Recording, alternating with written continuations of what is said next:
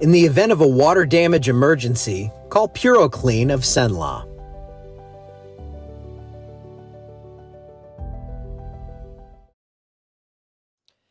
Hey, good morning, everyone. Lots to talk about today as we have our severe threat. We've been talking about this for it seems like a long time here. I think we're about 4 or 5 days in on talking about this. We have fog out there this morning. I did see a boat appear from the mist, so someone's out there fishing. Be careful if you're out there. Visibilities are low here in Alexandria, though. They are not that bad. We have warmth, we have moisture, we have humidity, we have instability, and it looks like we are going to see, again, a threat for some severe weather later today. First off, we have a dense fog advisory until 11. That's for Sabine Parish, where you saw the dense fog. Natchitoches, Wynne, Grant, and LaSalle in our area. So probably burns off in the next couple of hours, and that's going to go by the wayside and not be a big issue.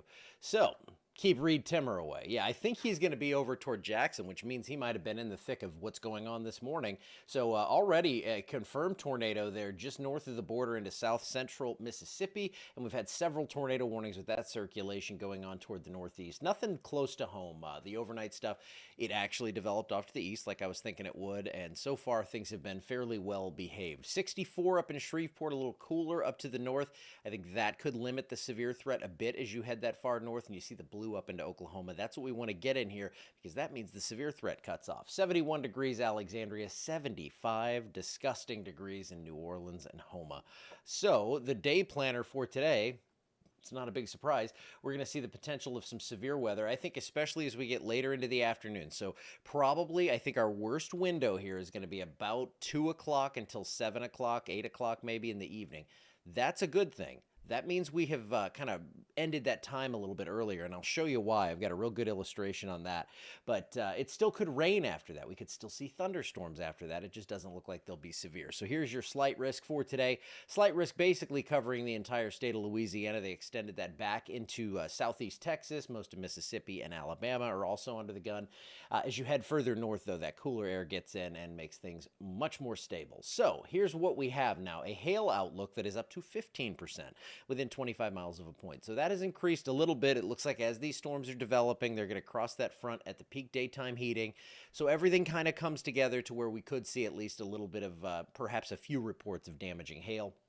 On the wind, I expected a little more widespread, but still pretty isolated. Damaging wind outlook at 15% within 25 miles of a point, and that tornado threat 5% within 25 miles of a point. I think the higher risk is going to be off to our east, but still a 5% threat. So we've seen this before. Doesn't always mean you're going to see a tornado, but in this case, you know, in all cases, we're going to be watching and saying, there's a low-end threat here. We don't want to scare you. We just want to tell you there is that potential. So there is a low potential for an isolated tornado out there today. Weaker low-level wind shear and other little confusing factors could limit that even further, especially in the northern half of the risk. Let's take a look at what I'm talking about. So storms should start firing very quickly here. Over the next few hours, we're going to see things increase. These will be on the cooler side of that front. So I think these are going to perhaps have a hail threat. You can see a couple of denser cores in there near Toledo Bend and up toward Tallulah. They're not going to be specifically in those locations, but you see what I'm talking about. And then these storms that are developing down toward Lafayette, I think as these move northward and mature into more isolated type supercells, that's going to be our main threat. So that's what's going to be coming through between about 2 and 8 o'clock. Any of those storms that stay south of the front, which I'll show you in a minute, those are going to have more of a risk for severe weather. And then this stuff here, I think that's post-frontal. So I think it's going to be a lot cooler. There's not going to be a lot of instability, but there could be some rain sticking around until early morning, and then even tomorrow I think we could see a few light showers throughout the afternoon, especially in our southern parishes. So that's what we're looking at on the radar simulation. Let's take a look at the wind gust, and you can already see that front is pretty much set up to our north here. Natchitoches, you're probably on the cool side of that over the next couple of hours, but I think we get a surge toward the north. That front's going to park itself in our northern parishes up to just south of I-20, and I think that's where the main severe threat's going to be, south of that. So that you can see that front's going to eventually move through. And actually, let me go back and show you something on that. I just noticed that this actually shows up here. So The southerlies are coming in. Now, what I'm watching here is for any sort of you see that there's a little bit of a dip there, a little bit of a low pressure trying to develop. And this is what I've been talking about in text updates over the last few days. If we get that low pressure to start to draw in more southeasterly winds into the front right side of the system, that could possibly bring us a little bit of an enhanced threat right along that front. So right along that stationary-ish kind of front, I think we could see a little bit of an enhanced threat for severe weather, especially as you head further east into Mississippi. That's the better chance of that happening, but I'm watching it closely here. Now I'll go back to the instability. That's where I was, yeah. So right now we have a lot of surface-based instability in place. Doesn't mean that we have, hold on, I gotta unhide that. I don't know. It blocked out that comment, said sucking up the southern moisture. There are certain words it blocks out. I don't see that as a bad one, so you're good. So surface-based instability. What's going to happen with this? This is first off what we need if we want to see, which we don't want to see. If you are looking for, if you're a chaser, you want to see surface-based instability, that's what you need. That's the first ingredient for tornadoes and damaging wind and all that stuff. So over the next several hours, it's going to kind of deepen up, but you can see where that front is up here on the north side of it. The surface-based instability goes away, transitions to more of an elevated instability. That's why we may see hail on the north side of the front, but we won't see that threat for damaging wind and tornadoes. To the south, by about 7 o'clock here, this is going to start nudging southward. So again, by about 8 o'clock, the surface-based instability is now forecast to be out of the area. That means we're going to see a much lower severe threat. There will still be elevated instability in here, so that means we could see storms continuing. They just won't be severe, or if they do, it's going to be more of a low-end hail risk, which that we can deal with over 70-mile-per-hour winds or an isolated tornado. Oh, no, you're fine, Jimmy. You're good. I unhid it. You're all right. Half an inch to 2 inches of rain still looks like the main idea with this one. Maybe some isolated areas, see a few rounds of storms, especially in the northern half of central Louisiana, and I think someone is going to see an isolated 3-inch total. 100% chance. We're going for it. We're just rolling the dice here. Looks like we all do see rainfall today, and then tomorrow it's going to be much more light and scattered after we get through that early morning stuff. 50s and low 60s after this, with overnight lows near freezing Monday and Tuesday.